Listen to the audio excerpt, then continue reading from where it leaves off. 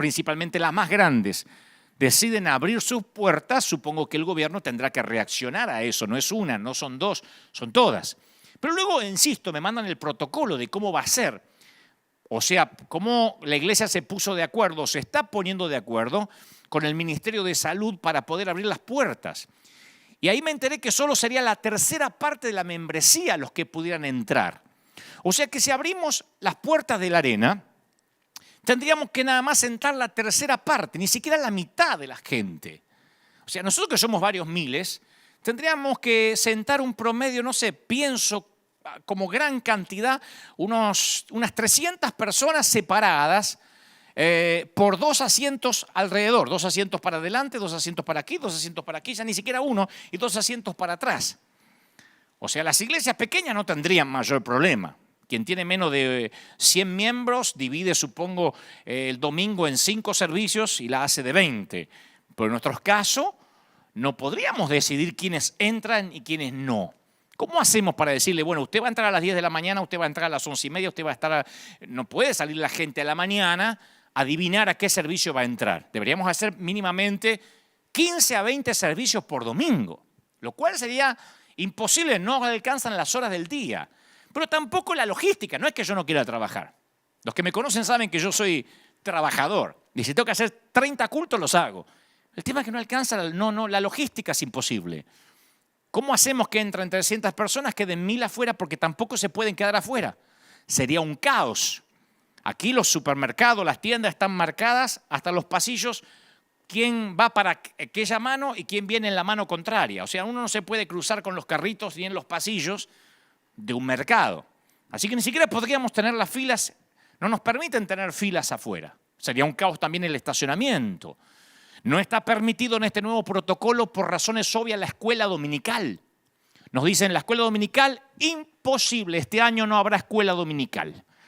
Yo no sé cómo serán otras iglesias, pero aquí las familias tienen muchos niños. Tenemos niños. Las familias tipo son de 4, de 5 chicos, de 2 bebés, niños de todas las edades. Aquí albergamos por servicio de 600 a 700 niños por servicio. O sea que estaríamos hablando de 1.500 niños aproximadamente que no pueden entrar. ¿Qué hacen los padres? O sea, los niños quedan excluidos en esta nueva normalidad de la iglesia. Los ancianos tampoco pueden venir a la iglesia por seguridad. El nuevo protocolo es que los ancianos no pueden venir.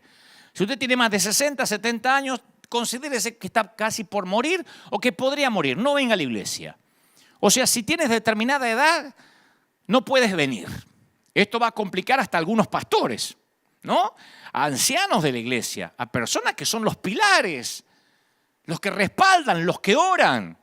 Hay que decirle, no venga más a la iglesia. Yo tengo en mi equipo pastoral pastores honoríficos que tienen determinada edad. Hay que decirle, no, usted quédese en la casa a ver si se muere. O sea que cuando Joel profetizó que en los postreros días los niños iban a profetizar y los ancianos soñarán, se ve que no tuvo en cuenta la pandemia. Se ve que Joel estaba un poco desactualizado cuando profetizó el Espíritu Santo a través de él. O lo que es peor, el Espíritu Santo estaba desactualizado. El protocolo del Ministerio de Salud dice que está bien, abramos las iglesias, pero no puede haber contacto físico. O sea, no podemos imponer las manos a ningún enfermo. Se ve que cuando el Señor dijo, impondrán sus manos y sanarán, se le escapó el COVID-19. Si hay alguien que me dice, pastor, óreme, yo tengo que decir, no, a ver si nos contaminamos, vamos preso. A ver si se me pega algo. Imagino a un leproso que dijo, si quieres puedes sanarme. Sí quiero, y lo tocó el Señor. Hoy no podemos imponer manos a nadie. Yo no soy un gran imponedor de manos. Siempre lo aclaro, no es que acostumbramos a que todo el mundo pase el altar, pero me preocupa. No digo abrazarnos, pero me preocupa que como pastor tenga prohibido poder bendecir a alguien o imponer las manos sobre la frente de una persona para orar. Y lo que más me choqueó, tenemos que medir la temperatura corporal en la puerta a la gente y al menor indicio que estás enfermo o te duele algo, no puedes entrar a la iglesia que predicamos sanidad. Y te tienes que volver a casa. O sea, que en lugar de poner ujieres a dar la bienvenida y esperarte con un boletín o con una flor o lo que sea, vamos a poner a ujieres con termómetros.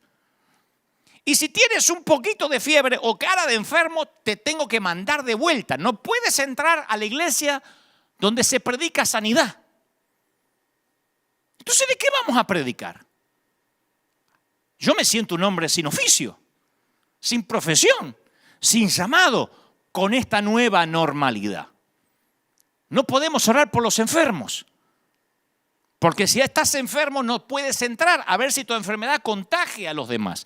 Esto puede sonar una rebeldía, una apología. No, yo estoy diciendo porque bajo estas condiciones River Church no quiere, no queremos, no va a funcionar. Estoy esperando a ver qué van a hacer con los equipos grandes de fútbol, de básquet, de handball, con las grandes corporaciones multimillonarias que manejan millones de dólares, porque aún así ellos no pueden operar. Jugarán sin gente, no sé cómo lo van a hacer, como ya empezó en Alemania, pero así no puede funcionar una iglesia, porque que nos digan que no podemos orar por los enfermos, que si está enfermo se tiene que pegar la vuelta, que los niños y los ancianos no pueden entrar, es como decir, vuelve el fútbol pero sin pelota. Vuelvan pero sin Biblia. Esa es la peor persecución de la historia. Esa es la conspiración abierta.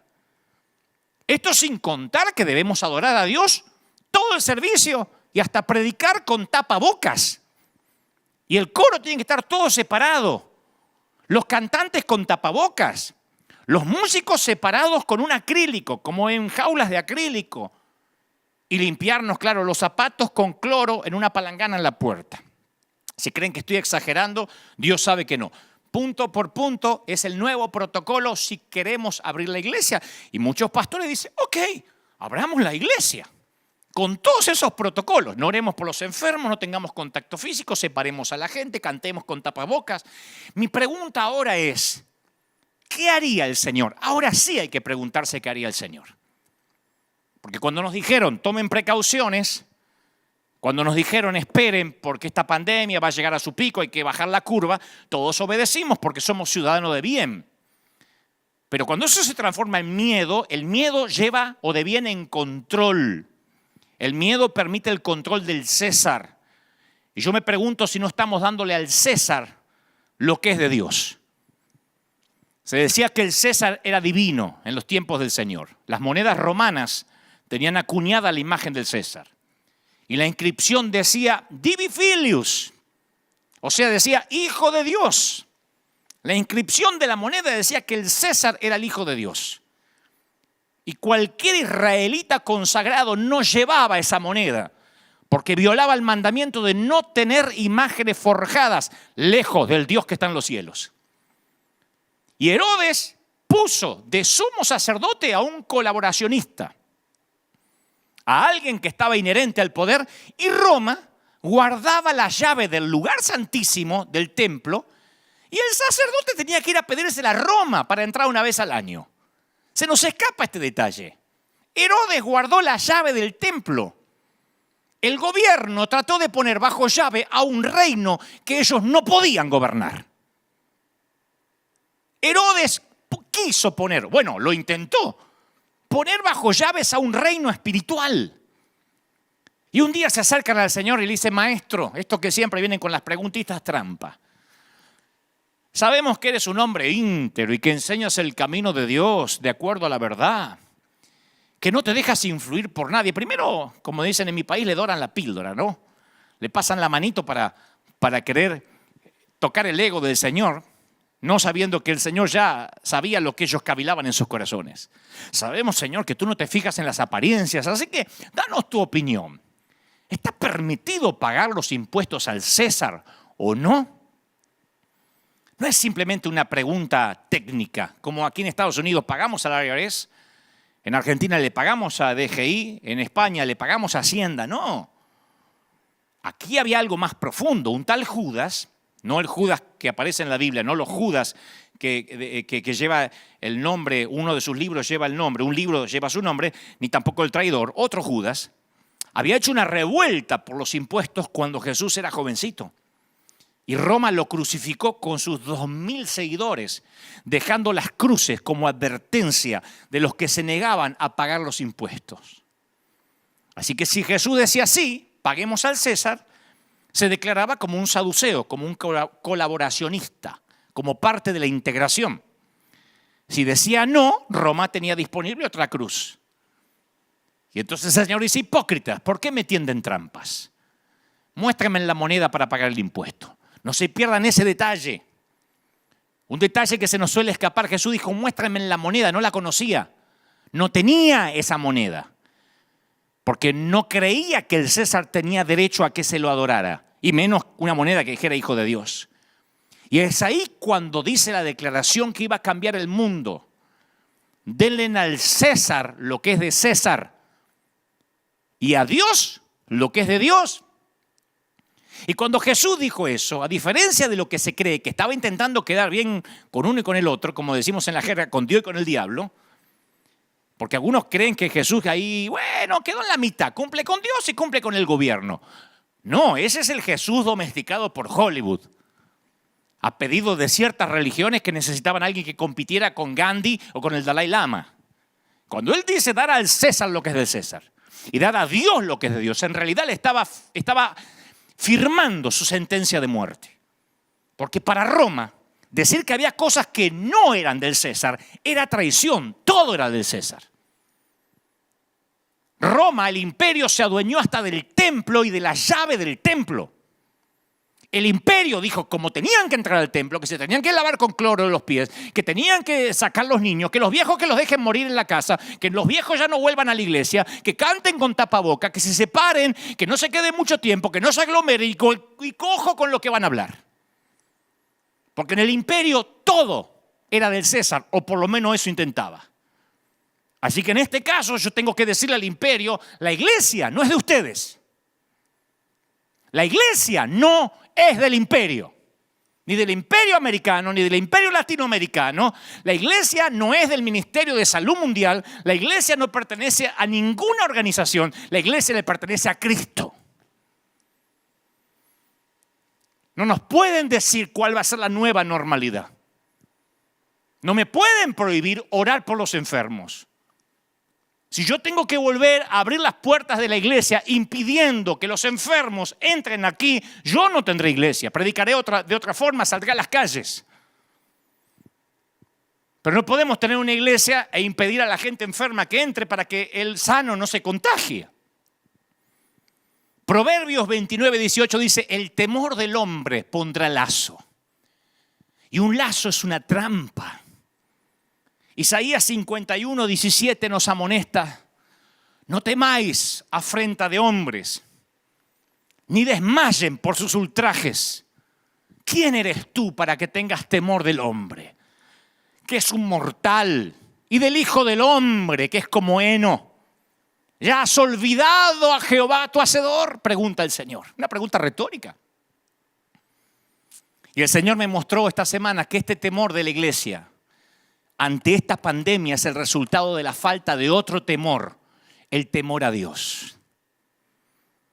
Porque servirás y obedecerás a quien temes. Si le temes al hombre, le sirves a él. Si le temes a Dios, le sirves a Dios. Pero tú no puedes temerle a Dios si le temes al hombre, porque no puedes servir a dos señores. Por el otro lado, no tendrás miedo del hombre si le temes a Dios. El temor a Dios ha estado ausente en cualquier sermón que hayamos oído recientemente. Dígame en un solo sermón que hayan oído en los últimos años acerca literalmente del temor de Dios. Es más, creo que esa ausencia del temor de Dios es lo que contribuye al desastre de este mundo y que está este mundo descendiendo rápidamente día a día como lo estamos viendo.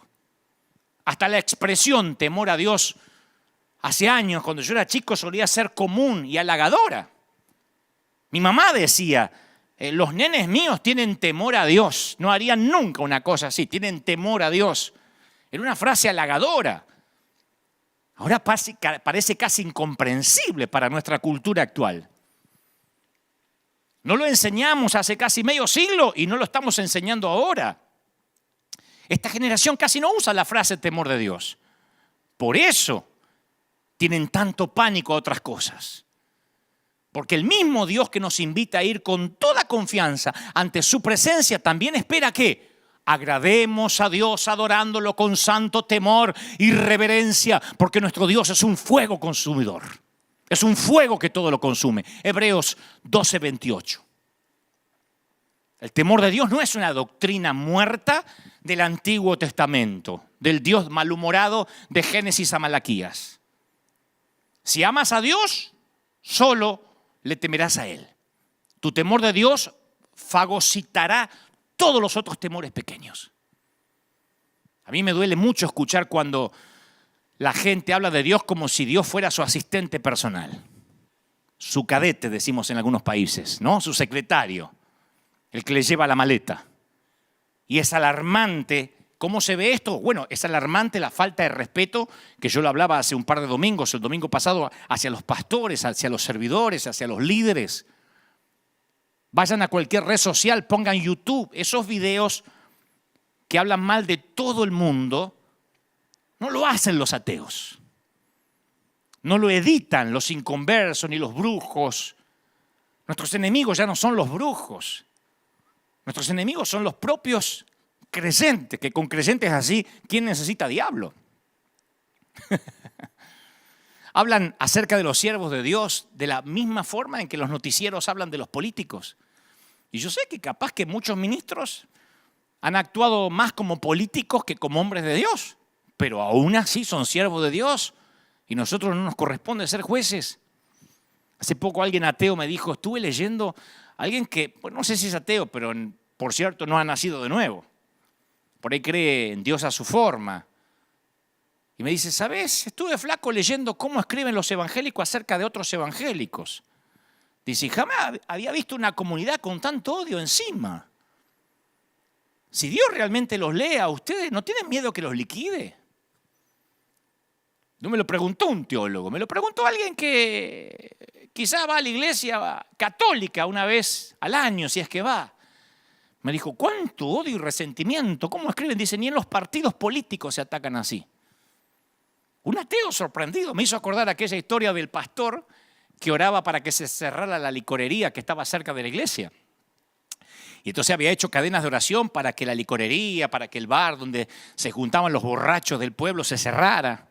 Y cada vez que pasaba el pastor, imponía las manos así y decía, ciérrate en el nombre del Señor, consúmete en el nombre del Señor, aún delante del dueño ateo, que salía, lo insultaba y el pastor decía, esto se va a cerrar, oraba de la vereda de enfrente. Y un día, en una tormenta eléctrica, cae un rayo encima de la licorería y le quema todo el bar, todo el negocio. Y el dueño se acordó de las oraciones del pastor. Y entonces le hace una demanda, lo lleva a la corte. Lo lleva a la corte, dice, se me quemó el bar, la licorería, porque cayó un rayo, porque el pastor oró para que eso pasara. Y el pastor dijo, no, este caso lo tengo ganado. Porque cuando se presentó dijo, yo no tengo nada que ver. Yo no manejo la lluvia, yo no manejo las tormentas eléctricas, yo no tengo nada que ver, yo lo único que hacía es orar, pero yo no tengo nada que ver. Y el juez dijo, esto es increíble. Tengo ante mí a un ateo que cree en el poder de la oración y a un pastor que no cree que su oración haya producido algo. Yo siempre me acuerdo de esa historia, cuando un ateo me dice, increíble ustedes, ¿no tienen miedo que Dios los liquide? Porque creo que hasta hasta los que no conocen a Dios tienen más temor de Dios que muchos que sí lo conocemos. Cuando le tenemos temor a Dios, respetamos las personas y los siervos que Él pone. Y esto no es una defensa hacia mí, porque yo ya estoy en otra liga en el sentido de que de verdad no me importa. Yo ya pasé esas materias. Pero a veces me apena como muchos consiervos son atacados, como la gente puede ser tan visceral para hablar. David no levantó su mano contra el rey Saúl, aún después de que Saúl matara a 85 sacerdotes del Señor. Imagínense, si mañana sale un pastor y mata a otros 85 pastores. David le temía a Dios. David era un fugitivo porque su suegro intentaba matarlo. Y vos pensabas que tenías problemas con tu suegra. El hombre que le entregó a su hija en el altar lo persigue como un animal salvaje. Pero algo inesperado sucede. No ocuparé mucho contando la historia, pero sé que los que saben de Biblia Conocen la historia. Saúl se mete a hacer sus necesidades en la cueva donde David está en el fondo oculto. Saúl, dice la Biblia, entra, se supone, a ser número 2, no número 1, porque dice que David tuvo bastante tiempo para pensar, meditar qué hacía y qué no hacía. O sea que Saúl no estaba necesariamente orinando. Perdonen que sea tan explícito, pero esto es determinante para entender lo que va a ocurrir. Y David se encuentra a unos centímetros de ser el nuevo rey, porque ahí está Saúl haciendo sus necesidades completamente indefenso. Una oportunidad única en su vida. Y David se negó a tomar la situación en sus propias manos porque sus huellas dactilares iban a llenar todo lo que Dios quería hacer. Y cuando ponemos nuestras huellas dactilares sobre algo, es que estamos tomando las cosas en nuestras propias manos en lugar de ponerlas en las manos de Dios porque no le tememos. Cuando no tenemos temor de Dios, ponemos nuestras manazas encima. Abrimos nuestra bocaza. Cuando yo recuerdo los momentos más decisivos de mi vida, los momentos en que Dios me bendijo más, los puntos de inflexión donde yo pasé de un nivel a otro, son aquellos en los cuales no aparecen mis huellas dactilares por ninguna parte. Solo Dios abrió las puertas. Que el Señor me libre de hacerle daño al rey, dijo David.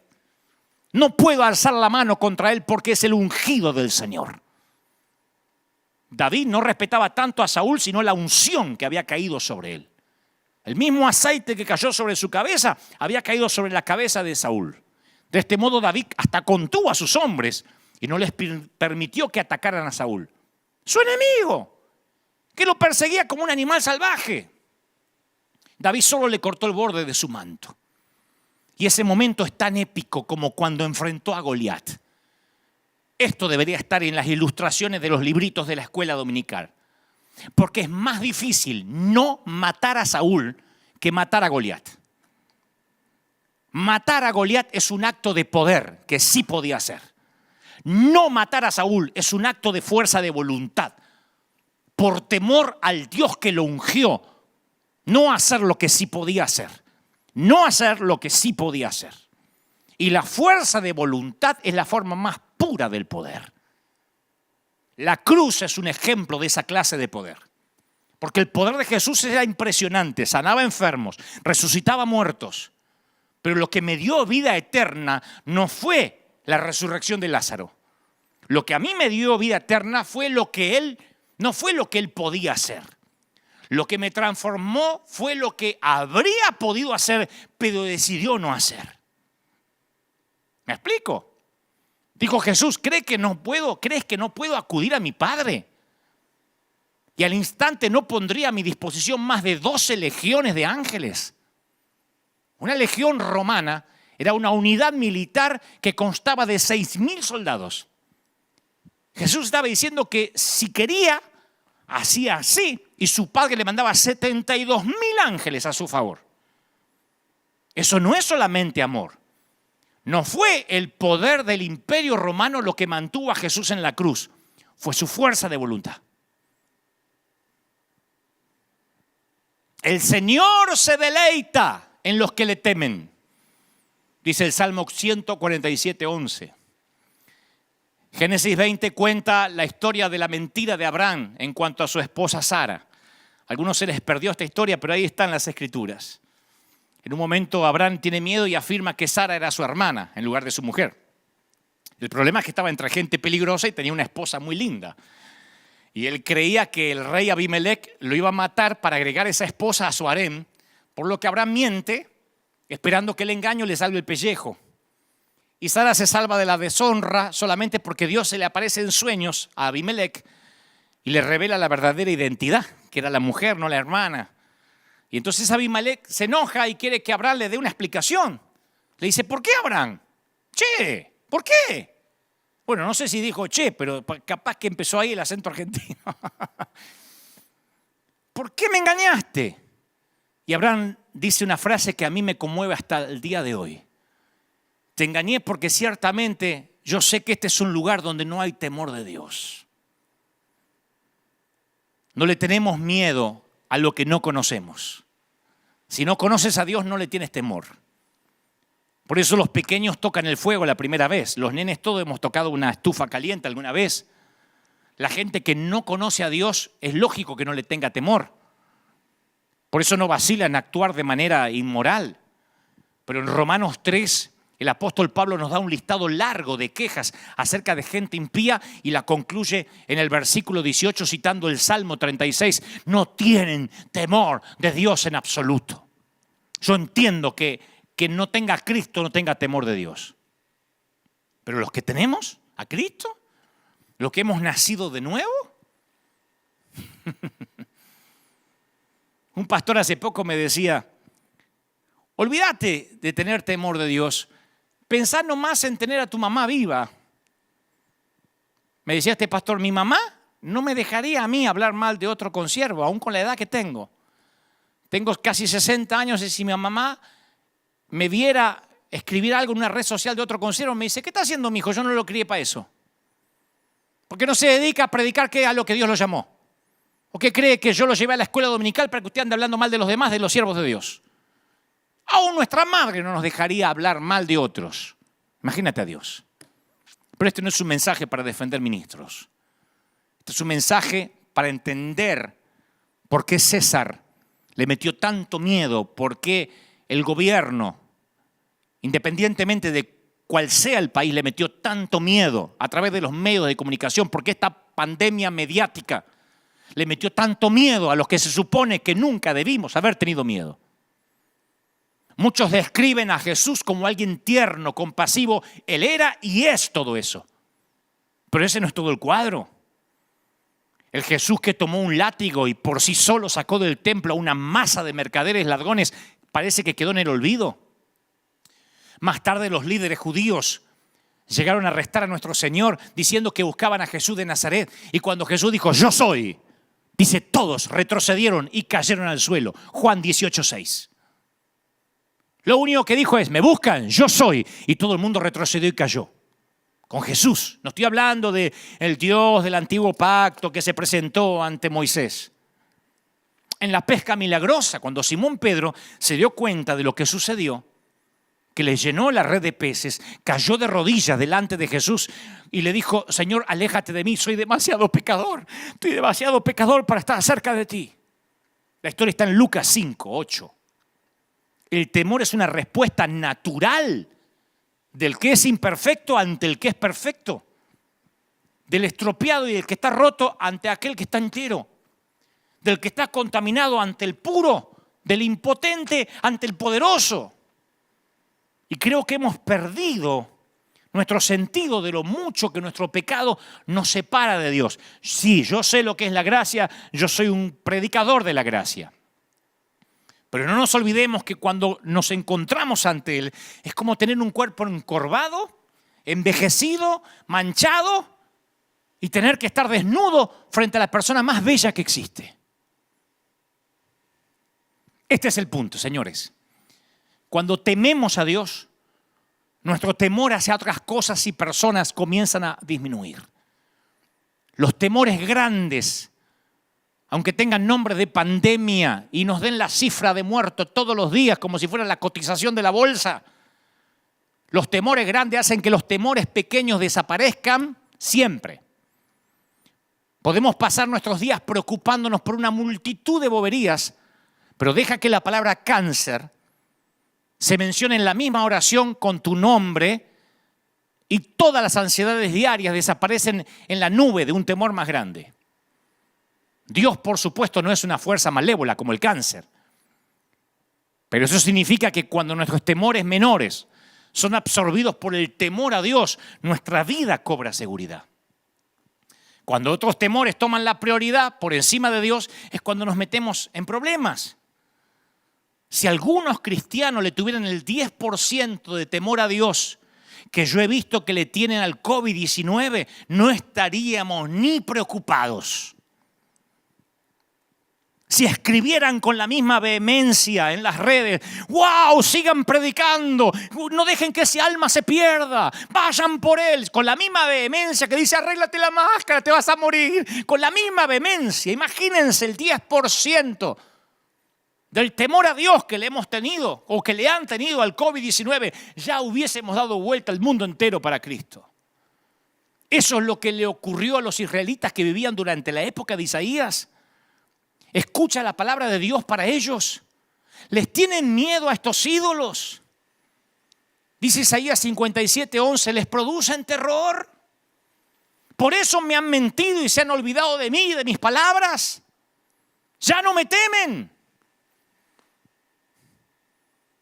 Al perder su temor a Dios, la nación de Judá había llegado a tener temor a dioses paganos.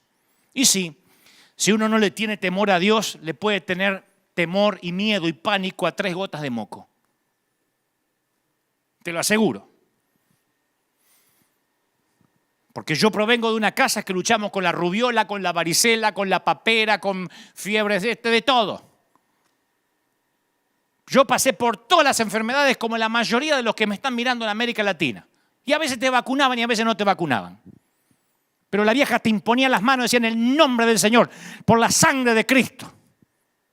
Y a vivir. Nunca había mi vieja con el pánico, ni aún teniendo cáncer. Ella confiaba en un Dios que podía sanar. Ahora están pensando algunos, ¿pero es posible amar a Dios y tenerle temor al mismo tiempo? Sí. ¿Qué requiere el Señor tu Dios de ti? Requiere que temas al Señor tu Dios, dice Deuteronomio 10:12. Que vivas de la manera que le agrada, que lo ames y que lo sirvas con todo tu corazón y con toda tu alma. Y esta combinación de amor y de temor captura nuestra reacción a 2 atributos de Dios, gracia y verdad. Gracia es valorada cuando conoces la verdad. Si no conoces la ley, no valoras la gracia. Pablo trata a ambos en ese episodio de Romanos donde dice, fíjate en que Dios es bondadoso, pero también es severo. Fíjate que Dios es severo con los que desobedecen, pero es bondadoso contigo si sigues confiando en su bondad. Romanos 11:12. En cambio, si dejas de confiar, tú también serás arrancado por completo. O sea que no hay contradicción, no hay dicotomía entre los actos simultáneos de amor y de temor. Una vez alguien me dijo, yo no creo en un Dios que manda a la gente al infierno, mi Dios es un Dios de amor. Y yo le digo, bueno, entonces tu Dios no existe. Hay un Dios a quien amar y un Dios a quien temer, y casualmente ese es el mismo. ¿No juzgó acaso a su propio hijo como una demostración de su amor por el mundo? ¿No lo juzgó? Y luego no demostró su amor por su hijo al que juzgó al resucitarlo de los muertos. Entonces es torpe pensar que si él es un Dios de amor, no hay que temerle. Es como un padre que le dice al hijo que no salga a la calle, que no salga solo. Yo le digo eso a los chiquititos, a nuestros chiquitos. No salgas a la calle, y menos solo. Y cuando el nene se arriesga a salir a la calle, se entera que la disciplina del padre es estricta. Como resultado se queda en la casa. ¿Por qué? Por temor a meterse en problema con el viejo. Hay una edad en que mis niños tienen temor de que no tienen temor de lo que pasa afuera. No son conscientes de que los pueden secuestrar, que se puede perder, que lo puede atropellar un auto. Dice, me voy a meter en problemas con el viejo. Y hasta a veces entran con la jeta así. Pero al crecer se da cuenta de que la severidad de su padre es para su protección, un resultado de mi amor. De esa manera el miedo se disuelve y ama a su padre aún más. Mi papá me cuidaba. ¿Y no queremos a un padre acaso que tenga el poder para mantenernos a salvo, que nos ame con la furia de un león? Yo quiero un padre así. Un padre al que le tengo temor, que me dice, no te metas en problemas. Anda por el camino recto, porque me ama. El padre al que ama disciplina. Y hay un montón de promesas para el que le teme. Y a mí me sorprende que estas promesas para el que tiene temor de Dios no son muy predicadas tras nuestros púlpitos. Principalmente porque hay tantos buscadores de promesas. Vieron que hay predicadores profundos y también están de los otros, los que tiran palabritas de positivismo. Yo digo, ni aun eso las encuentran. Miren las promesas que hay para los que temen. Promesa de provisión. Teman al Señor, los de su pueblo santo, pues los que le temen tendrán todo lo que necesitan. Hasta los leones jóvenes y fuertes confían en el Señor, pero en algún momento tienen hambre. A ustedes no les faltará ningún bien. Salmo 34:9. La promesa de protección. El Señor vela por los que le temen, por aquellos que confían en su amor inagotable. Los rescata de la muerte y los mantiene con vida en tiempos de hambre. Salmo 33:18. Resulta que temiéndole a Dios te mantiene en tiempos de hambre. La promesa de la pureza. Llevó nuestros pecados tan lejos de nosotros como del oriente al occidente. El Señor es como un padre con sus hijos, tierno para los que le temen. Salmo 103:12. La promesa de prosperidad. Qué feliz es el que teme al Señor. Todo el que sigue sus caminos gozará del fruto de su trabajo. Qué feliz y próspero será. Esa es la bendición para los que le temen. Salmo 128:14.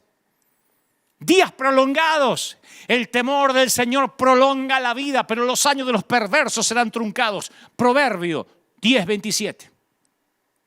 Y hasta el profeta Malaquías dice que Dios guarda las palabras de los que temen al Señor en un rollo de memorias. Como que tiene una grabadora y ahí va guardando las palabras de los que temen. Los que temían al Señor hablaron entre sí y el Señor escuchó lo que dijeron. Y lo escribió en un rollo de memoria para registrar los nombres de los que temían al Señor. Malaquías 3:16. La promesa de la perpetuidad, de que lo que hagas permanezca. Oh, si tuvieras un corazón así, si estuvieras dispuesto a obedecerme y a temerme, entonces te iría bien a ti y a tus hijos. Deuteronomio 5:29. Yo digo, ¿por qué no predicamos más acerca del temor de Dios cuando tantas promesas son inherentes? Ocurren. No hay que orar por prosperidad, no hay que orar por perpetuidad, no hay que orar por nada, casi teniendo temor de Dios. Hay que orar por amor. Ahora, ¿es posible aprender a tener temor a Dios? La Biblia dice que sí podemos. Cuando él se preparaba para darle su ley a Israel, le instruyó a Moisés y le dijo: convoca al pueblo que se presente delante de mí y yo mismo los voy a instruir y aprenderán a temerme y le enseñarán a sus hijos para que me teman. Deuteronomio 4:10. Qué lindo que nuestros hijos tengan temor de Dios. ¿No tenés miedo que tu hijo meta la pata, que ande teniendo sexo por ahí, que salga a robar, que se meta en drogas? No. Mi hijo fue criado en el temor de Dios. Antes de hacer algo, él tiene temor de Dios. No hay que controlarlo, no hay que ver no hay que ponerle una aplicación en el celular para ver dónde va, no hay que ponerle filtros en internet, tiene temor de Dios. Así nos criaron a nosotros. A nosotros no tenían manera de seguirnos si no había celular. No teníamos los recursos que tienen nuestros hijos, pero no había manera de controlarnos. Lo único que podían es afirmarnos en el temor de Dios, no en el miedo, el temor de Dios. El rey David escribió: vengan, hijos míos, y escuchen, y les enseñaré a temer al Señor. Salmo 34:11. Las últimas palabras que alguien dice antes de su muerte frecuentemente se consideran de mucho significado. Y con eso en mente considera las últimas palabras del rey David.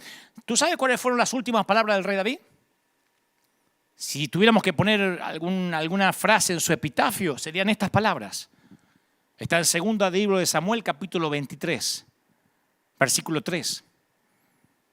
¿Habrá un justo que gobierne entre los hombres, que gobierne en el temor de Dios? Esas fueron las últimas palabras de David. ¿Habrá un justo que gobierne con temor de Dios? Imagina si nuestros presidentes tuvieran temor de Dios. Nuestros diputados, nuestros senadores, todos esos politiqueros que están por ahí dando vueltas, si tuvieran temor de Dios y el filtro fuera el temor a Dios. Ahora, ¿qué hacemos nosotros? Les exigimos a ellos que son ateos lo que nosotros no tenemos.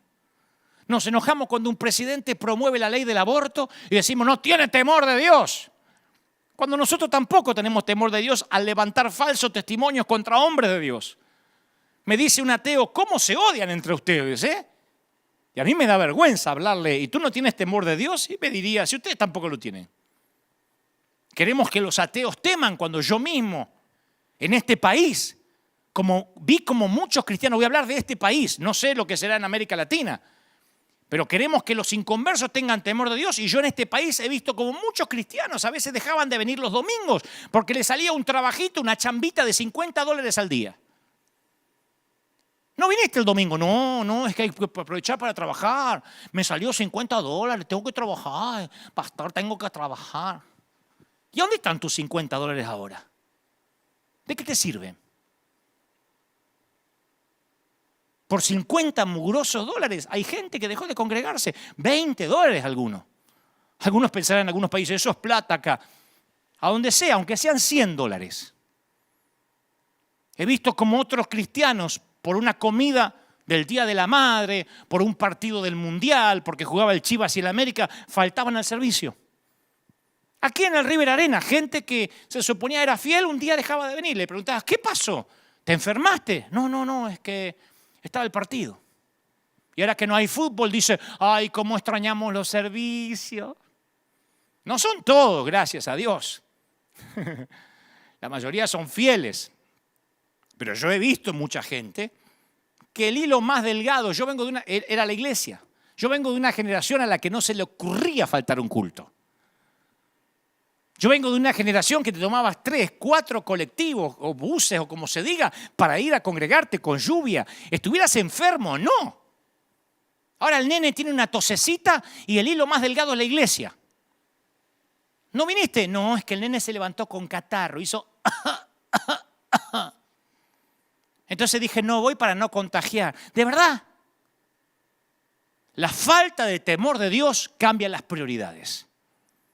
El que tiene temor de Dios aprovechó. El que tuvo temor de Dios aprovechó los servicios. No faltó a ningún servicio mientras pudo. Estuvo. Yo hace 10 años que no falta un domingo aquí. Y si alguna vez no llegué, que fueron 2 veces, es porque estaba haciendo un superclásico en Argentina y por razones horarias no tenía avión para llegar. Y estuve aquí cada domingo con dolor de muelas, con piedras en los riñones, con fiebre. La gente ni se enteró. Siempre aquí con una sonrisa. Porque yo siempre decía, hoy podría ser el último domingo. Y fíjense, un día de marzo fue el último domingo. Y no sabemos cómo vamos a volver, porque yo, tomándole la temperatura a la gente y echando a los enfermos a que se vuelvan a la casa y dejando a los viejos que se mueran en casa y no dejando entrar niños, no voy a abrir las puertas de River.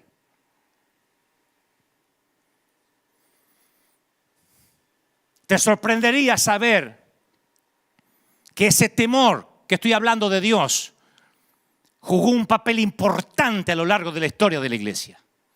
Las épocas de espectacular avivamiento espiritual siempre se iniciaron con una renovación del temor a Dios.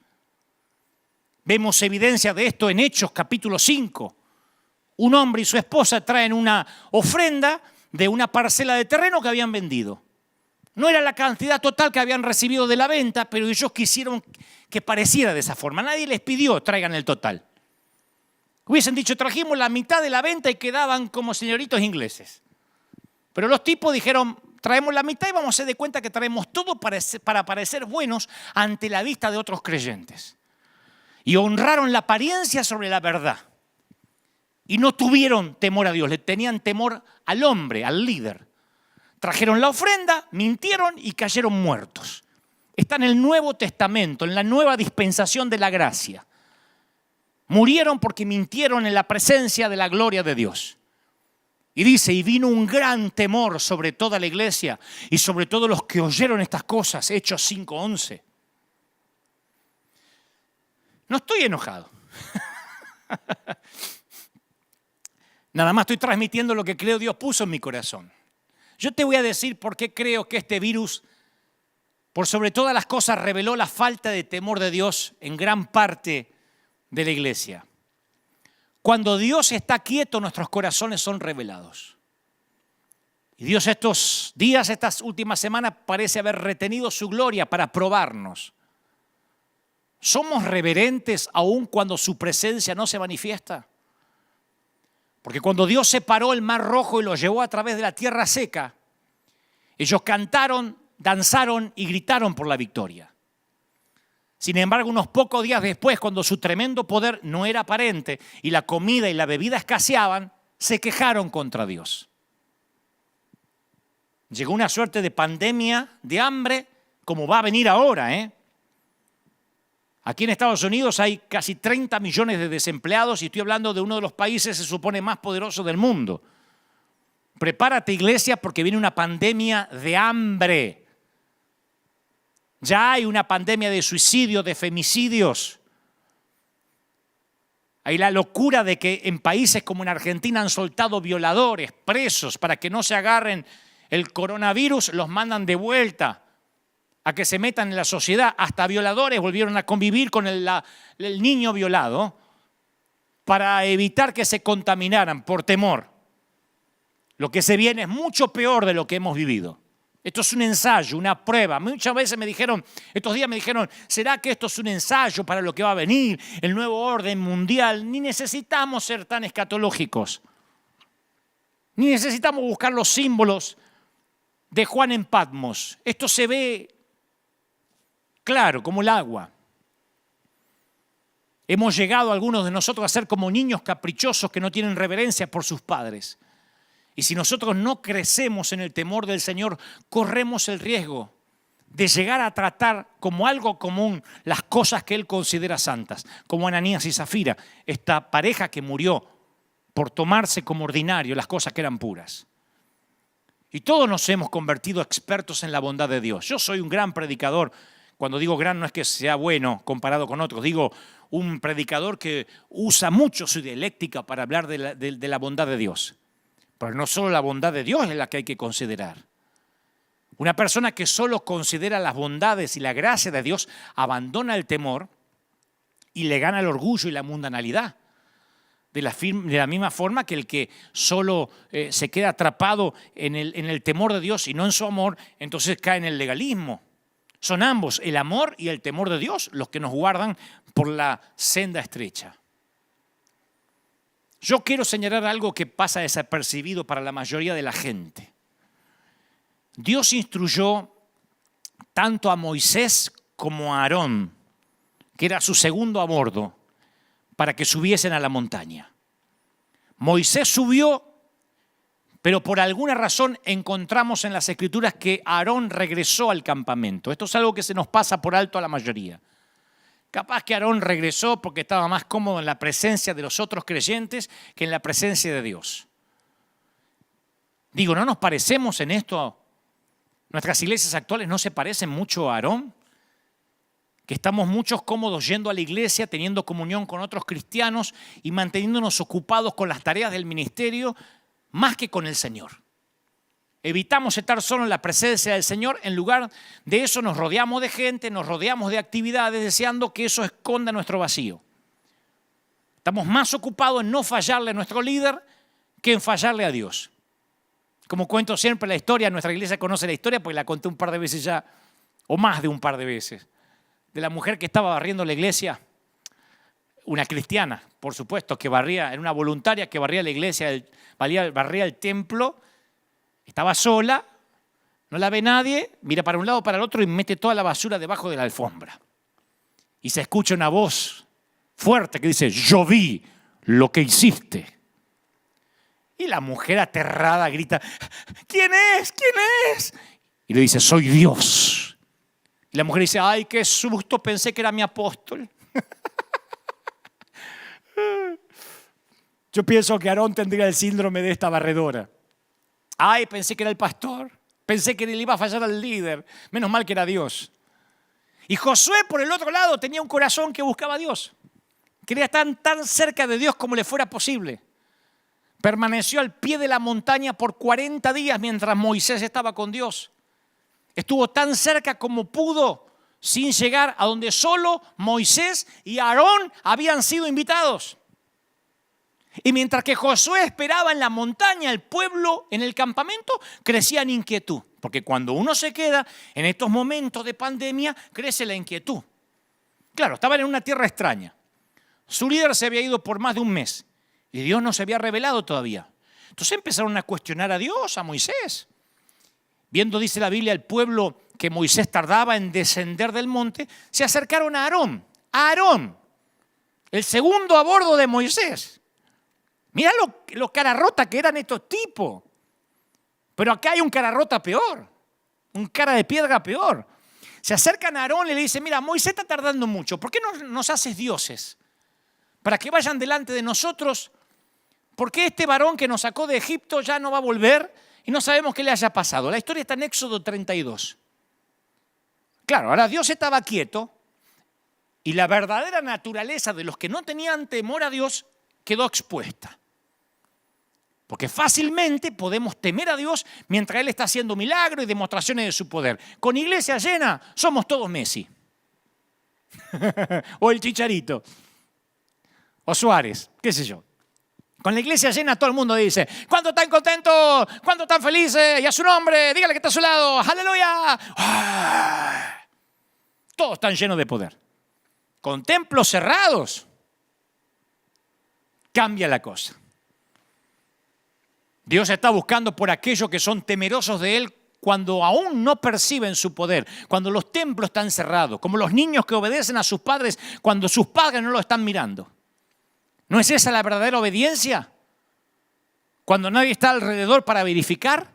¿No es la obediencia que nos pedían nuestros padres? Mi mamá me decía, pórtese bien cuando yo no esté, porque si usted se porta mal, la que pasa vergüenza soy yo.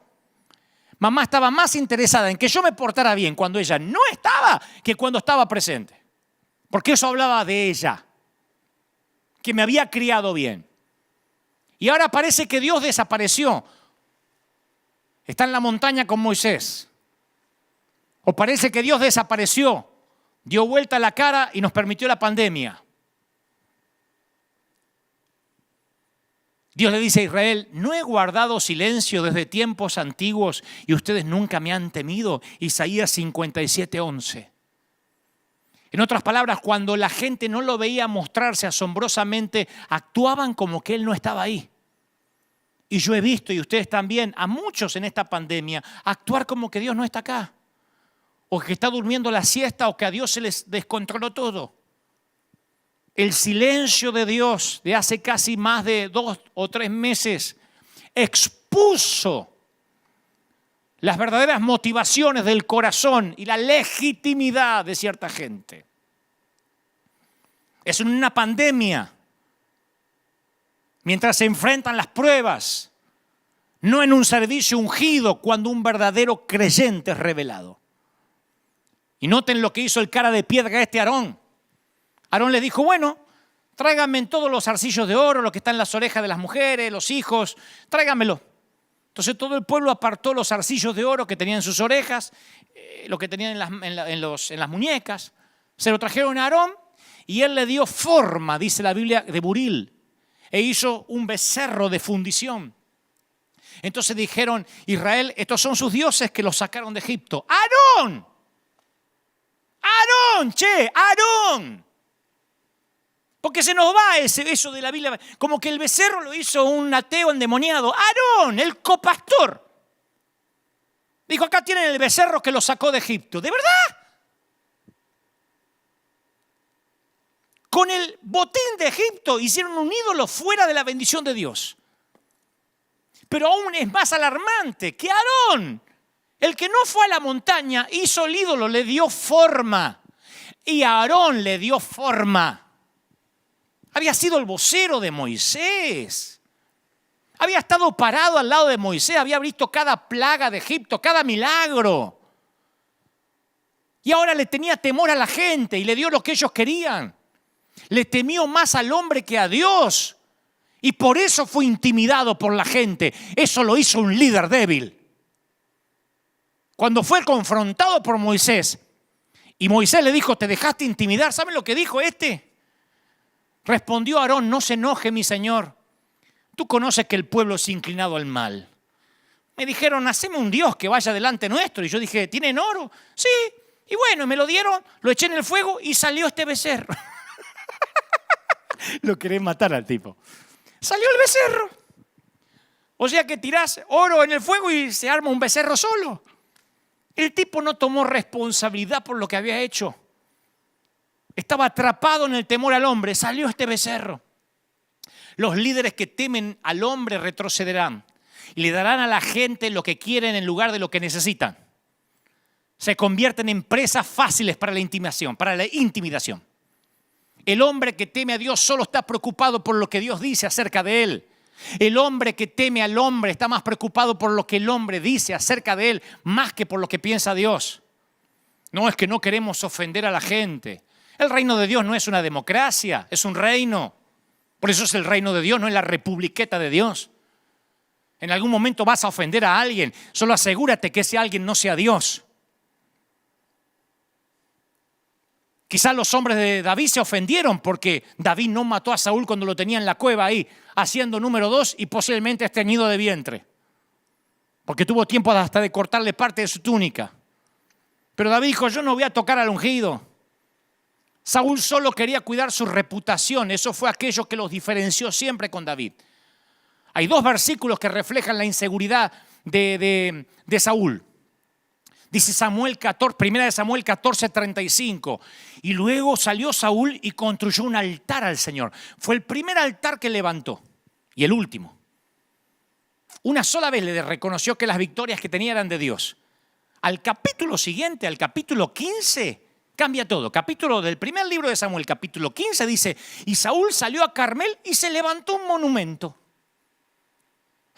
Un capítulo atrás el tipo levantó un altar a Dios. Un capítulo después se levantó un monumento para él.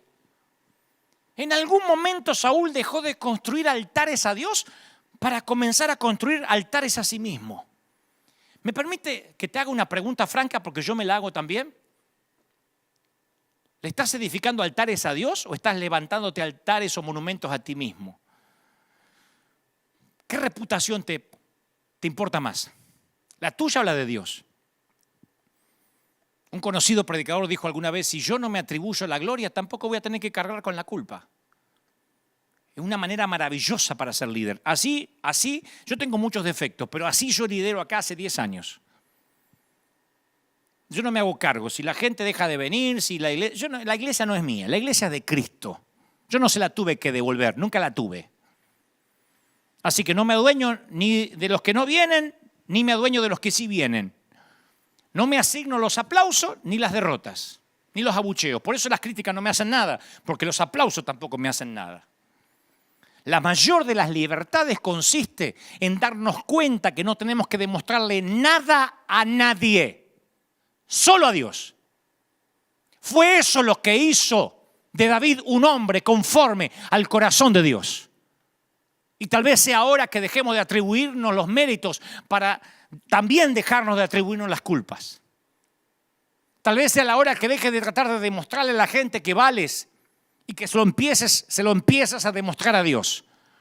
Tal vez sea la hora de dejar de levantarte monumentos a ti mismo o dejar de levantarnos monumentos a nosotros mismos. Claro que me incluyo para comenzar a edificarle altares a Dios. Cuando yo era joven moría, cuando yo era jovencito, porque todavía soy joven, pero cuando era más pibito, yo moría porque me invitaran a predicar a congresos importantes, esos que aparecen muchos famosos en el flyer, en el afiche. Mi meta era llenar la agenda de invitaciones en todo el mundo. Imagínate, tenía 22 años, 21 años y estaba con todos los titanes de la fe. Me sentía Justin Bieber entre los cantantes consagrados. Entonces yo quería fabricar oportunidades y todo lo que fabricamos con nuestras huellas dactilares nunca viene con la garantía de Dios. Pero Dios comenzó a trabajar en mí para crucificar mis motivaciones. Yo quería levantar sin querer monumentos en vez de altares a Dios. Y cuando Dios empezó a sacrificar mis motivaciones, yo dejé de estar buscando oportunidades y fue cuando esas oportunidades me empezaron a buscar a mí, hasta la fecha. Y me acuerdo que estaba en un congreso gigantesco con muchos oradores en cierto país. Y cuando estás en un congreso como esos, tus motivaciones son puestas a prueba. En el juego de las comparaciones, mientras mejor le vaya al otro orador, peor te vas a ver tú. Mientras peor predica el otro, mejor te ves tú. Es espantoso, pero si el otro dice, no estuvo tan bueno, me gustó más Dante, es como que eso te acaricia el ego. Si dice, Dante estuvo bueno, pero el que vino después, ¡qué unción! Entonces, si eres inseguro, te toca, ¿no? Yo siempre, sin querer, no quería que al otro le fuera demasiado bien. No que le fuera mal, pero que tampoco le vaya muy bien, porque me dejaba mal parado, yo estaba empezando. No me gustaba estar a la sombra de alguien. y codiciaba los elogios de la gente por mi inseguridad.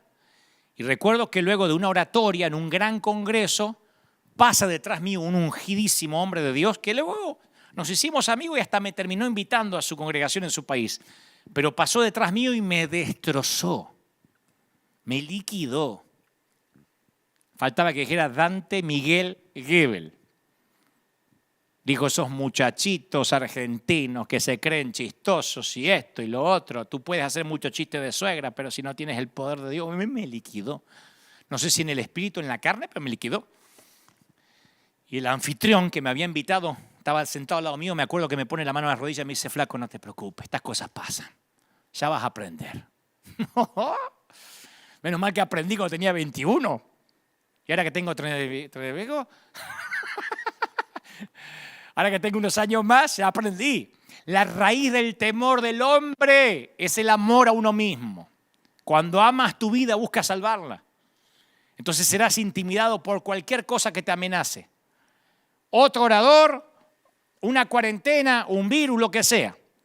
Una persona que le teme al hombre ofenderá al único que no ve a fin de no ofender a los que sí ve. Ofenderá al único que no ve a fin de no ofender al que sí ve. Jesús exhortó, amigos, no tengan miedo o temor a los que matan el cuerpo, porque nada más pueden hacer. Ahí está, ese es el versículo clave para la pandemia. No tengan temor a los que matan el cuerpo, porque es lo único que pueden hacer. Yo les enseñaré a quién deben temer, Lucas 12:4. Temed a quien después de haber quitado la vida tiene poder para echarte en el infierno. Sí os digo, a ese temed. Más clarito, manzanitas. Voy a terminar con esto. Contrastaré rápido a dos reyes. Ambos gobernaron el mismo reino, ambos se postraron ante el mismo Dios. El mismo cuerno de aceite los ungió a los dos. Uno fue rechazado por Dios y el otro estimado por Dios como un hombre conforme a su corazón.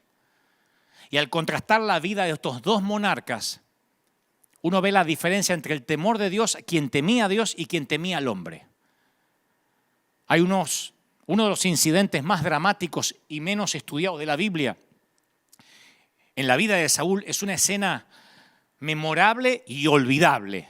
Memorable para los que lo leemos, pero deberíamos olvidarla. Saúl había estado reinando por 2 años.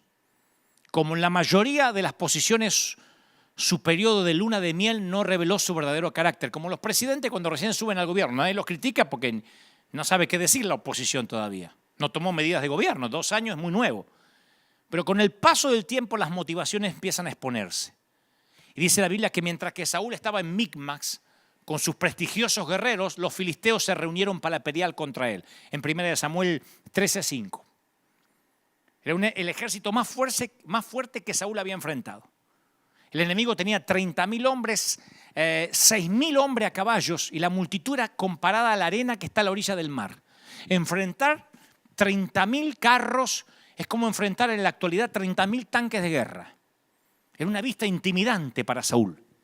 Y atemorizados, los soldados de Saúl empiezan a desertar, se meten en las cuevas, en la fosa, en los peñascos, en las rocas, en las cisternas. Estaban abrumados. Y Samuel había recibido una orden del Señor, el profeta, diciéndole que no haga nada, no ataque ni se defienda hasta que llegue él, que era el profeta, y presente una ofrenda. Saúl lo espera 7 días, conforme al plazo que Samuel había dicho, pero como Samuel se tarda en llegar y el pueblo le desertaba bajo presión, Saúl se hace el sacerdote, ofrece el holocausto por su cuenta y llega justo Samuel y dice, ¿qué estás haciendo? Y Samuel le dice, ¿qué estás haciendo? Y Saúl dice, no, mira. Y fíjense la respuesta de Saúl. Le dice, no, es que yo vi que el pueblo me estaba desertando y que tú no venías dentro del plazo que me dijiste. Y están los filisteos enfrente. Y me dije, van a descender contra mí. Y yo no imploré el favor de Jehová. Me forcé y ofrecí holocausto. O sea, hizo los sacrificios para hacerse aparecer bueno ante la gente y trató de parecer espiritual con Samuel diciendo, me forcé. En realidad, él reaccionó y cayó dentro de una trampa de intimidación. Una de las cosas más difíciles es esperar en Dios, especialmente cuando no está haciendo nada, esperar en Dios. Esto es particularmente cierto ahora. Cuando Dios pareciera que no está hablando, realmente está haciendo algo. Por eso le digo a nuestra iglesia, continúen obedeciendo la última orden hasta que cambie. Mantente en tu posición, soldado. Lo diré otra vez a toda la iglesia de River, manténganse en sus posiciones. Se supone que soy tu pastor y estamos juntos en esto. No dejaré a nadie atrás, vivos o muertos, aunque nos tengamos que pelear contra el gobierno, aunque tengamos que enfrentar a Trump en la Casa Blanca, yo no los dejaré solos. Manténganse en sus posiciones. Que Dios no esté aparentemente diciendo nada no significa que duerme la siesta, como Baal. Así que después que Samuel lo reprende, pronuncia este juicio sobre Saúl. Tu reino no va a ser duradero. Jehová se buscó un hombre conforme al corazón de él y lo designó para que sea príncipe sobre su pueblo, porque tú no guardaste una orden. Saúl construyó una historia en desobediencia en situaciones de gran presión. En otro incidente parecido, se dio a los deseos del pueblo de tomar el botín de guerra de una ciudad que Dios había ordenado destruir totalmente. No quería perder nunca el favor del pueblo. Yo he pecado, dijo Saúl, y quebranté las palabras porque consentí la voz del pueblo. Y Samuel dice, pero otra vez Saúl, escuchando al pueblo. Y más adelante dice, sí, yo sé, yo pequé, pero por favor, hónrame delante de los hombres. Primera de Samuel 15:30, cabezón. Hónrame delante de los hombres. Sí, yo pequé. Pero por favor, no me retes delante de la gente porque pierdo intención de votos. Yo pensé que la dictadura empezó un poco más acá, en Cuba o en Venezuela. Repetidamente Saúl transgredió porque tenía miedo al hombre. Y esto sucede con frecuencia con líderes que son inseguros. Muchos en estas cuarentenas se han sentido completamente solos. Creo que Dios permite que esto suceda. Y Él no lo provoca porque no es el autor del mal. Yo lo dije desde el primer mensaje que hablamos de la pandemia.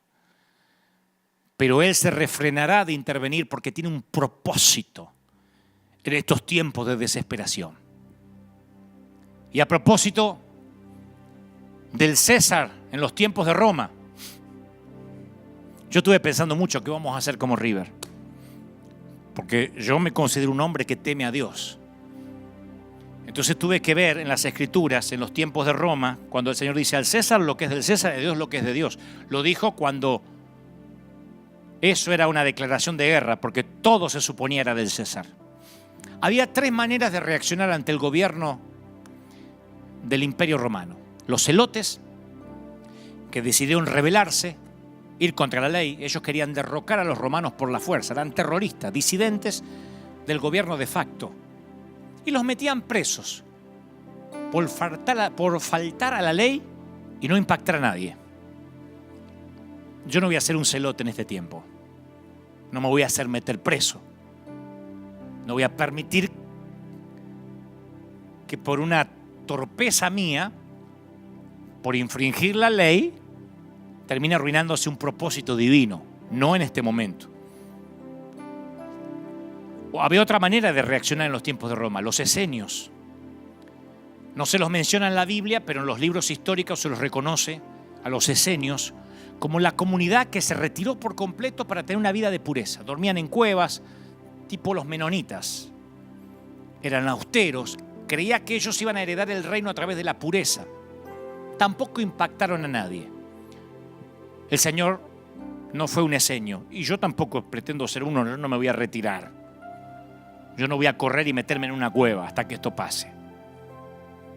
Estaban los saduceos, la tercera manera de reaccionar, que se integraron al sistema muertos de miedo. Ellos estaban interesados en el reino, aquí y ahora, lo que podamos. Si no puedes vencerlos, únete a ellos. Y trabajaban como cobradores de impuestos, mostraban lealtad al César, cambiaban de Dios. Esos no tenían problemas. Le decían, a partir de ahora no entran más ancianos a la iglesia. Perfecto. No queremos niños, ¿está bien? No habrá niños. Siempre había de esos aceptando todo lo que el César decía. Jesús dijo, la violencia como los celotes no es el camino. No voy a pelear contra la ley. La retirada como los esenios no es el camino, no voy a huir. La integración como los saduceos no es el camino, no voy a rendirme. Y abrió un cuarto camino. Hay cosas que no son del César. Hay cosas que ni siquiera le competen a él. Herodes puede tener la llave del templo y el sacerdote tiene que ir a pedírsela una vez al año, pero no tendrá la llave Herodes del reino de Dios. Porque en eso consiste el reino de Dios, en no tenerle miedo a los césares y estar por encima de ellos de su control del miedo. Yo no estoy diciendo te faltará la ley. Aquí esta iglesia tiene un hombre que siempre dice respetaremos la ley. Pero yo no voy a predicar en las condiciones que el César quiere que yo predique. Yo voy a pelear por los derechos del reino de Dios. Esto no es una republiqueta, esto es el reino. Hay un monarca y hay un rey. Y no es la primera vez que voy a pelear. Porque cuando llegamos a esta arena, se levantaron todos los políticos que tenemos aquí al frente, en el City Hall. Se levantaron todos los politiqueros, los fiscales, había un montón de políticos que dijeron: ustedes no pueden operar. Los concejales, ustedes no pueden operar. Compramos esta arena y llega un correo electrónico a la dirección del pastor ejecutivo y le dicen: ustedes no pueden abrir la iglesia este fin de semana porque no usarán el estacionamiento gratis. Aquí hay un montón de estacionamiento que dice free, gratis. Y esto decía: no, el estacionamiento es para los que van a los restaurantes, de los que van a Disney, no para los de la iglesia. Mandaron un correo. Y entonces el bufete de abogados dice: ustedes no van a poder operar porque le dijeron que no pueden operar. Yo digo: ¿cómo el César va a decir a dónde estacionar la gente? Si fuera un estacionamiento privado lo entiendo. Estacionamiento gratis.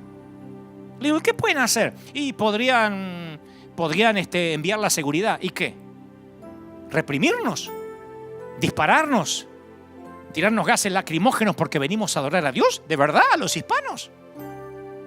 ¿Serían capaces de discriminar a 8.000, 10.000 hispanos que se vienen a juntar acá para bendecir la ciudad, que salen a dar de comer a la gente, que reparten 10.000 a 15.000 juguetes los fines de año en Navidad, que reparten pavos, 10.000 pavos en Día de Acción de Gracia a la gente que sale a alimentar a los pobres? ¿Nos van a discriminar? Llamo a todos los noticieros y les digo: ¿nos están discriminando por ser hispanos? ¿De verdad? Bueno, tal vez no hagan eso, pero podrían poner un cartel no estacionar. ¿En dónde? ¿En un estacionamiento que dice libre? ¿En un estacionamiento que dice gratuito? Y peleamos. Y nos pusieron cartelitos y corríamos los cartelitos. No infringíamos la ley, simplemente no seguíamos la estupidez caprichosa de un César. Porque yo sí respeto la ley. No tengo problema de parar en un stop a las 3 de la madrugada. Pero no caprichos del César que decide ponerse en su moneda hijo de Dios y hay que adorarlo. No todas las cosas son del César. Y el reino de Dios no es del César. El reino de Dios no es del César. Entonces yo los incito a una revuelta en oración, a un ayuno dirigido a algo, a una oración dirigida. No solamente ayúdanos que no me agarre el coronavirus, me juró con tu sangre los dinteles de la puerta. No tengas miedo. Y no me escriban más, que no me arriesguen más, porque yo prefiero en todo caso morir ayudando a la gente, porque Dios me llamó a predicar, a servir, no a ocultarme, muerto de miedo, con la cola entre las patas. Me voy a poner la mascarilla, me voy a poner los guantes, lo hago. Pero si algo hago mal o me contagio igual, habrá sido un placer combatir en el ejército de Dios. Hasta los samuráis dicen que no hay deshonra en la derrota. Ni siquiera hay deshonra en una buena derrota. Pregúntenle a los mártires de la iglesia si consideraban deshonra el dejarse ejecutar, decapitar, crucificar a causa de Cristo. Iglesia, levantémonos en oración. No sé qué harán los otros consiervos. Si pondrán cloro en la puerta, si le tomarán la temperatura a los enfermos, si no dejarán entrar los viejos y los niños. Nosotros vamos a operar cuando podamos operar de la manera en que Dios nos mandó a operar. Y si no nos permiten operar con una multitud, si yo no puedo imponer las manos a los enfermos aquí, si tengo que echar a los enfermos que no entren, entonces cerraremos el templo y yo saldré a las calles. Y haremos otra vez las iglesias bajo los árboles, porque así empezamos nosotros, así nos forjamos. Nosotros nos hicimos fuertes, éramos esclavos y nos transformamos en soldados en el desierto, señores. Desierto es mi segundo nombre. Yo no le tengo miedo al desierto, soy un piloto de tormenta. Así que no me van a poner condiciones ridículas. La gente se está suicidando, divorciando. Los hijos se están cayendo en depresión profunda. Los adolescentes están a punto de suicidio. Hay una ola y una nube de depresión en las casas. Y han decidido que la iglesia no es primera necesidad. Si la iglesia no es primera necesidad, no me digan que el fútbol lo es. No me digan que la licorería lo es. En este país Target no es primera necesidad, pero lo es la iglesia. Lo es la iglesia. Y River Arena es un templo que ha sido abierto 24 horas, 7 días a la semana, 365 días al año, y no ha cerrado y no va a cerrar si alguien quiere buscar consejería. Está bien, no reunimos multitudes. Pero escúchame, César, el reino no es, de los cielos no es tuyo. Tú no entiendes de esto. Yo estoy por sobre ti, porque yo sirvo al rey, porque yo soy un embajador del Rey de Reyes. Y voy a acatar las normas gubernamentales, no las normas de las cuales no hay precedente ni jurisprudencia. No hay precedentes.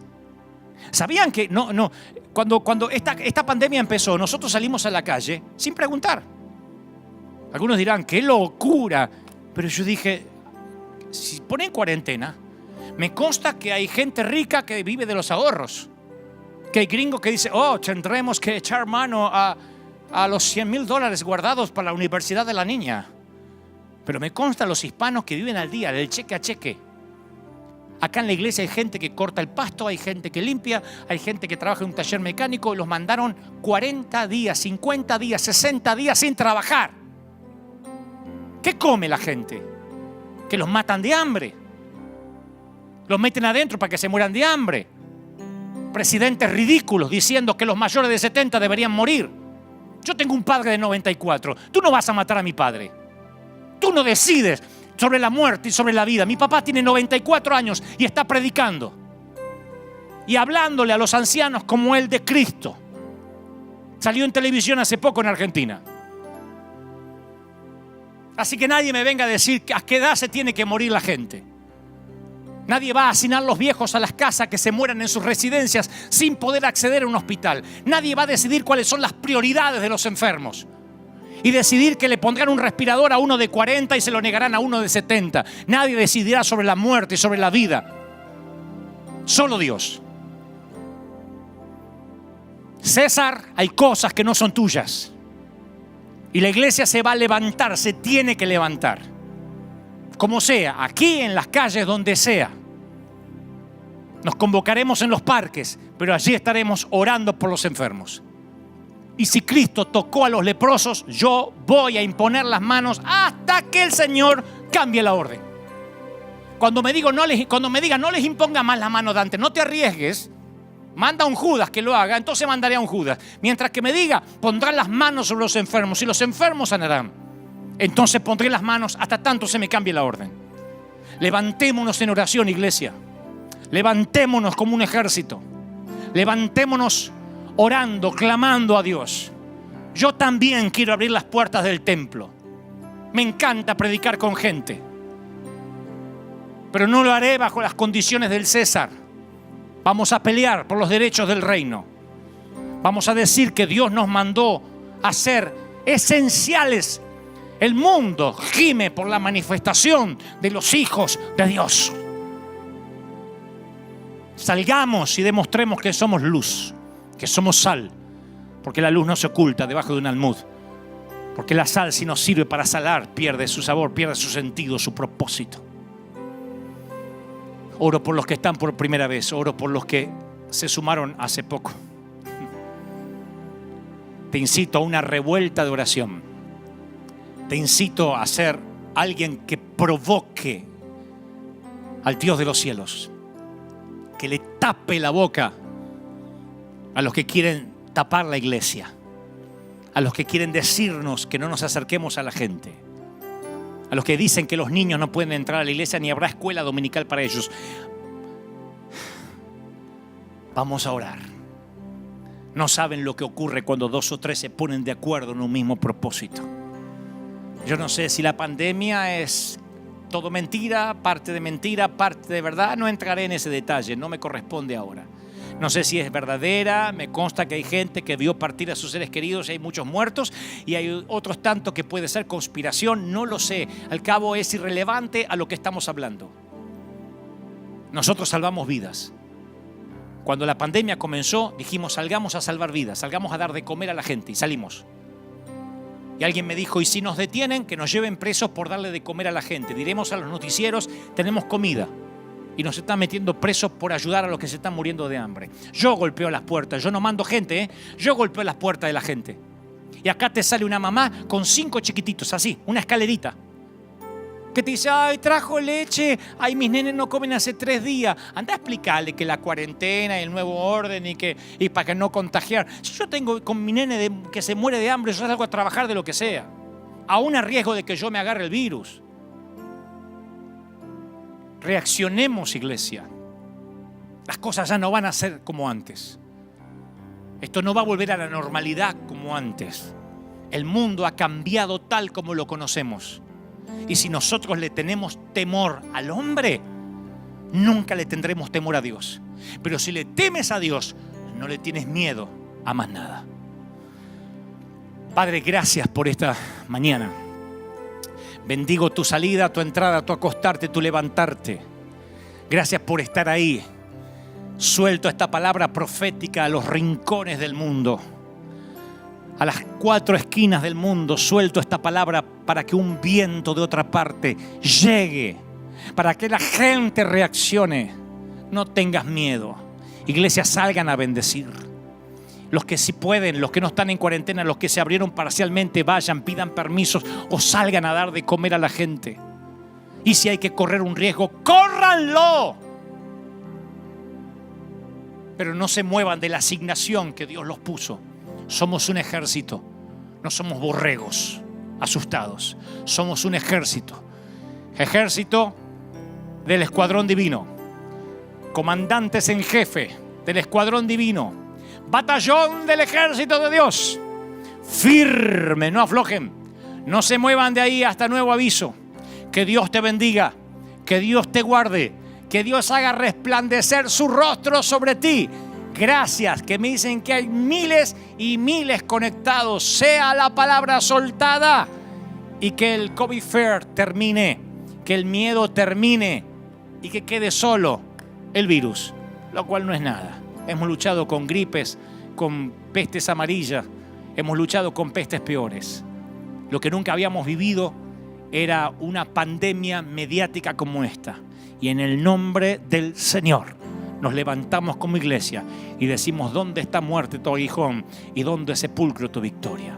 No tengas miedo, Dios está contigo. No le tengas miedo a lo que puede matar el cuerpo, dijo Jesús. Teme a aquel que te puede enviar al infierno. A ese temed. Y si temes a Dios, no tendrás miedo a nada más.